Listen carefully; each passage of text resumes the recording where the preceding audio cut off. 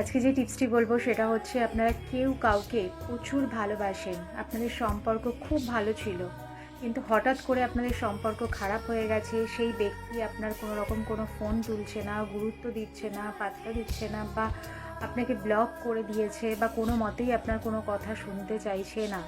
সেক্ষেত্রে সত্যি খুব খারাপ লাগে।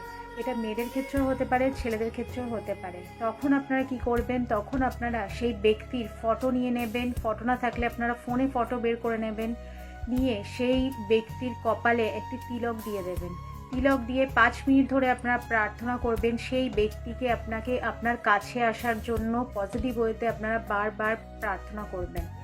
করার পর আপনারা সেই ব্যক্তির নাম বলবেন, আপনার নাম বলে আপনি বলবেন যে আমি তাকে খুব ভালোবাসি, তাকে আমি নিজের করে পেতে চাই, সে যেন সবসময় আমার কাছে থাকে বা পাশে থাকে বা আমার হয়ে থাকে।